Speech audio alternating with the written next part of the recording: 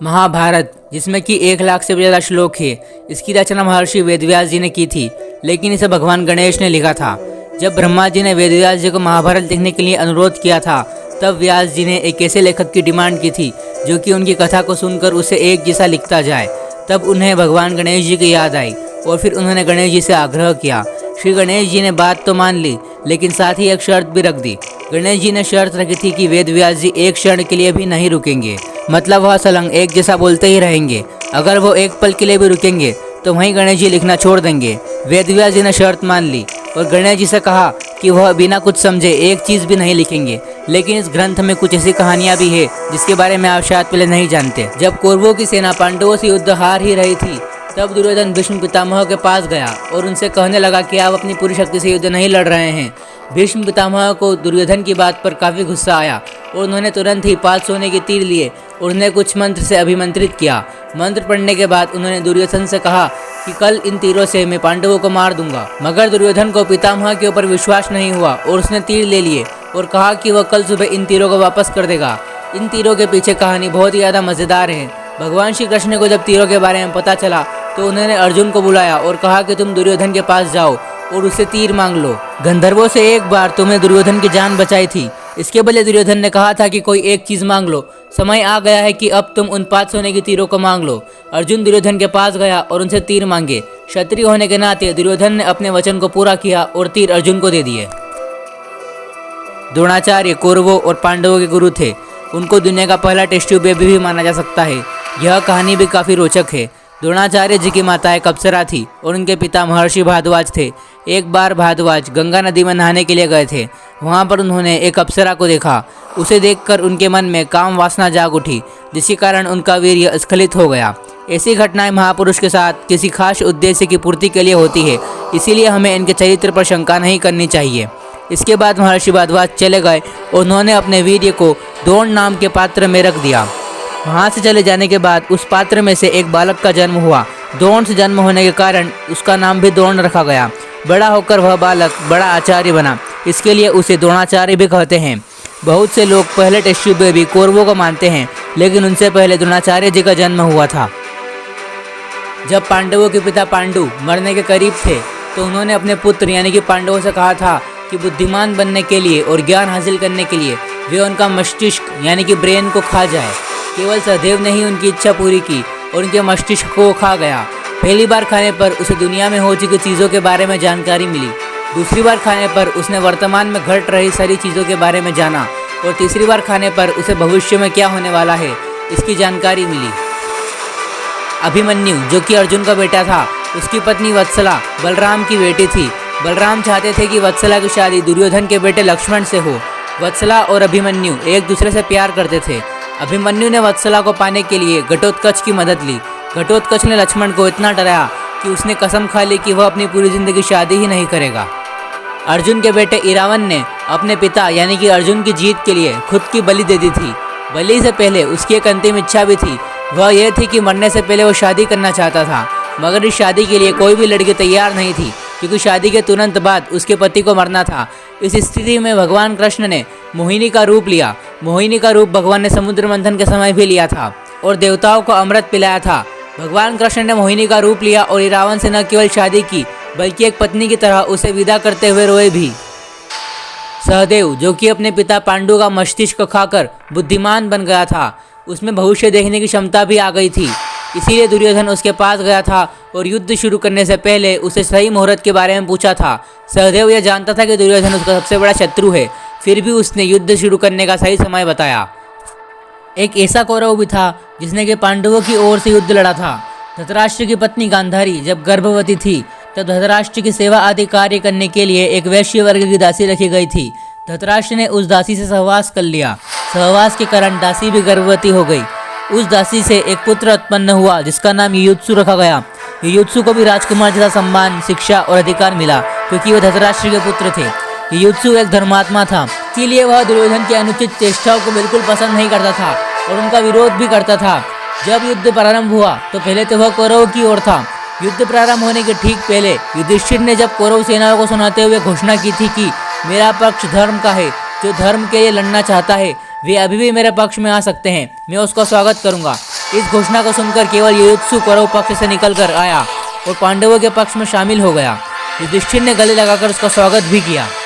महाभारत के युद्ध में सूर्यास्त के समय जब कर्ण घायल अवस्था में अपनी आखिरी सांसें गिन रहा था, उस समय कर्ण की परीक्षा लेने के लिए भगवान श्री कृष्ण ब्राह्मण के वेश में उसके पास पहुँचे और कहा कि तुम्हारे बारे में काफ़ी सुना है, आपसे दान मांगने आए तो आप उसको खाली हाथ नहीं भेजते, आज मैं आपसे दान मांगने आया हूँ। इसके बाद कर्ण ने पास पड़े पत्थर से अपने सोने के दांत को तोड़कर ब्राह्मण को अर्पण कर दिया। ब्राह्मण रूपी कृष्ण ने बोला कि यह तो तुम्हारा झूठन है, तुम अपना झूठन ब्राह्मण को दान नहीं कर सकते। तब कर्ण ने किसी तरह अपने धनुष से मंत्र पढ़कर एक तीर जमीन में छोड़ा, तभी जमीन से एक तेज गंगा की धारा निकली। कर्ण ने उस सोने के दांत को उस गंगा जल से धोकर ब्राह्मण को दे दिया। भीम ने जब दुर्योधन की जंगा उतार दी थी, तब वह रणभूमि में खून से लथपथ होकर गिरा हुआ था। तब श्री कृष्ण दुर्योधन के पास पहुँचे। उसने श्री कृष्ण की तरफ देखते हुए बार बार अपने हाथों के 3 उंगलियों को उठाकर कुछ कहने का प्रयास किया। दर्द के कारण उसके मुंह से आवाज़ धीमी धीमी निकल रही थी। तब भगवान उसके पास पहुँचे। तब उसने कहा कि उसने महाभारत के युद्ध के दौरान 3 ऐसी गलतियाँ की है जिससे वह युद्ध नहीं जीत सका। उसने बताया कि पहली गलती यह थी नारायण के स्थान पर नारायणी सेना को चुनना। अगर आज श्री कृष्ण कौरवों के पक्ष में होते तो कौरव जीतते। दूसरी गलती यह बताई कि वह अपनी माता के लाख कहने पर भी उनके सामने पेड़ के पत्तों से बना लंगोट पहनकर गया। अगर वह आज नग्न अवस्था में गया होता तो उसे कोई भी योद्धा प्रयास तो नहीं कर सकता था। तीसरी और आखिरी गलती उसकी यह थी कि युद्ध में आखिरी में जाने की भूल करना। यदि वह पहले ही जाता तो कई बातों को समझ सकता था और शायद उसके भाई और मित्रों की जान भी बच जाती। विनम्रता से श्री कृष्ण ने दुर्योधन की सारी बातों को सुना। फिर श्री कृष्ण ने दुर्योधन से कहा कि तुम्हारी हार का मुख्य कारण तुम्हारा अधर्मी व्यवहार और अपनी ही कुल वधू यानी कि द्रौपदी का वस्त्र हरण करना था। तुमने स्वयं अपने कर्मों से अपना भाग्य लिखा है। श्री कृष्ण के कहने का तात्पर्य यह था कि तुम अपनी इन 3 गलतियों के कारण नहीं हारे, बल्कि तुम अधर्मी हो इसलिए हारे। यह सुनकर दुर्योधन को अपनी असली गलती का एहसास हुआ। दुर्योधन की पत्नी भानुमति का कर्ण के साथ अच्छा संबंध हो चला था। दोनों एक दूसरे के साथ मित्र की तरह रहते थे। दोनों की मित्रता प्रसिद्ध थी। कर्ण और दुर्योधन की पत्नी भानुमति एक बार शतरंज खेल रहे थे। इस खेल में कर्ण जीत रहा था। तभी भानुमति ने दुर्योधन को आते देखा और खड़े होने की कोशिश की। दुर्योधन के आने के बारे में कर्ण को पता नहीं था, इसीलिए जैसे ही भानुमति ने उठने की कोशिश की, कर्ण ने पकड़कर बैठाना चाहा, लेकिन भानुमति के बदले उसके मोतियों की माला कर्ण के हाथ में आकर टूट गई और दुर्योधन भी तब तक कमरे में आ चुका था। दुर्योधन को देखकर भानुमति और कर्ण दोनों ही डर गए थे कि दुर्योधन को कुछ गलत शक न हो जाए, परंतु दुर्योधन को कर्ण पर इतना विश्वास था, उसने सिर्फ इतना ही कहा कि मोतिया को उठा लो, और वह जिस उद्देश्य से आया था उस संबंध में कर्ण से चर्चा करने लगा। इस विश्वास के चलते ही कर्ण गलत समझ लेने से बच गया। क्या आप जानते हैं कि महाभारत काल में 18 संख्या का बहुत ही ज़्यादा महत्व था, क्योंकि भगवत गीता में 18 अध्याय है। कौरवों और पांडवों की सेना 18 अक्षौहिणी की थी। इतना ही नहीं, महाभारत युद्ध भी 18 दिन तक ही चला था। एक अक्षौहिणी सेना में कितने सैनिक होते हैं, कितने घोड़े होते हैं, कितने रथ होते हैं, कितने हाथी होते हैं और कितने पैदल सैनिक होते हैं। जब एक हाथी, एक रथ, 3 घोड़े, 5 पैदल सैनिक मिलते हैं तो एक पत्ती बनती है। जब ऐसी 3 पत्ती बन जाती है तो एक सेनामुख बनता है। जब 3 सेनामुख एकत्रित होते हैं तो एक गुल्म बनता है, और 3 गुल्म के बनने पर एक गण बनता है, और 3 गण के मिलने पर एक वाहिनी बनती है। 3 वाहिनी के मिलने पर एक पूतना, और 3 पूतना के इकट्ठे होने पर एक चमूह बनता है, और फिर 3 चमूहों के मिलने पर एक अनाकिनी बनती है, और फिर जब 10 अनाकिनी की सेना मिलती है तब जाकर एक अक्षौहिणी की सेना बनती है। इस हिसाब से एक अक्षौहिणी सेना के अंदर टोटल 21,870 रथ और इतने ही हाथी थे, और 65,610 65610 घोड़े थे, और 1,09,350 पैदल सैनिक थे। मतलब एक अक्षौहिणी सेना में, जिसमें हम सारथी को ना गिने, तो 2,10,700 योद्धा होते हैं। महाभारत में बताया गया है कि पांडवों के पास 7 अक्षौहिणी की सेना थी और कौरवों के पास 11 अक्षौहिणी की सेना थी। पांडवों की तरफ से 15,30,900 योद्धा लड़े थे और कौरवों की तरफ से 24,57,000 योद्धा लड़े थे। टोटल योद्धा जो कि पूरे महाभारत के युद्ध में लड़े थे वो थे 39,36,600। इतने योद्धा महाभारत की लड़ाई में लड़े थे। अब सवाल ये उठता है कि इन लाखों योद्धाओं के लिए भोजन कौन बनाता था। जब महाभारत युद्ध की घोषणा हुई तो सभी राज्यों के राजा अपना अपना पक्ष तय कर रहे थे। कोई पांडवों की तरफ था तो कोई कौरवों की तरफ था। उडुपी के राजा ने निरपेक्ष रहने का फैसला किया था। उन्होंने श्री कृष्ण के पास जाकर कहा कि इस युद्ध में लाखों योद्धा शामिल होंगे और युद्ध करेंगे, लेकिन इनके लिए भोजन का प्रबंध कौन करेगा। बिना भोजन के कोई युद्ध नहीं लड़ पाएगा। मैं चाहता हूँ कि दोनों पक्षों के सैनिकों के लिए भोजन का प्रबंध मैं करूँ। फिर भगवान श्री कृष्ण ने उडुपी के राजा को इसकी अनुमति दे दी। अब राजा के सामने यह सवाल था कि वह रोज किस हिसाब से भोजन बनाएंगे। भोजन कम या ज्यादा तो नहीं होगा। उनकी चिंता का हल श्री कृष्ण ने निकाला। 18 दिन तक चलने वाले महाभारत के युद्ध में कभी भी खाना कम नहीं पड़ा और न ही कभी ज्यादा मात्रा में बना। यह कैसे संभव हुआ?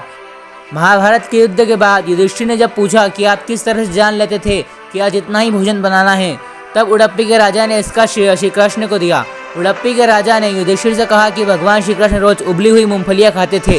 जैसे मान लो उन्होंने 10 मूंगफलियां खाई तो समझ जाता था कि दूसरे दिन 10,000 सैनिक मारे जाएंगे और दूसरे दिन 10,000 सैनिकों का खाना नहीं बनाते थे। इस तरह श्री कृष्ण के कारण हर दिन सैनिकों को पूरा भोजन मिला था और अन्न का अपमान भी नहीं होता था। शकुनी, जो कि दुर्योधन का मामा था, वह जुआ खेलने में तो पारंगत था ही, लेकिन यह बहुत ही कम लोगों को मालूम है कि जो उसके पास पैसे थे जुआ खेलने के लिए, वह उसके मृत पिता की रीढ़ की हड्डी के थे। अपने पिता की मृत्यु के बाद शकुनी ने उनकी कुछ हड्डियां अपने पास रख ली थी। शकुनी जुआ खेलने में पारंगत था और उसने कौरवों में भी जुआ के प्रति मोह जगा दिया था।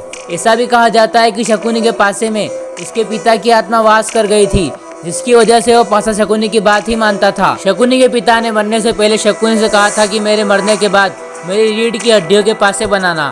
ये पासे हमेशा तुम्हारी आज्ञा मानेंगे। तुमको जुए में कोई नहीं हरा पाएगा। आई होप आपको ये वीडियो पसंद आई होगी। इस चैनल को सब्सक्राइब करके बेल आइकन को ऑन कर लेना। साथ ही इस वीडियो को अपने दोस्तों के साथ शेयर जरूर करना। इस वीडियो को लाइक कर देना। मैं मिलता हूँ आपसे एक नई वीडियो में। Have a good day, bye.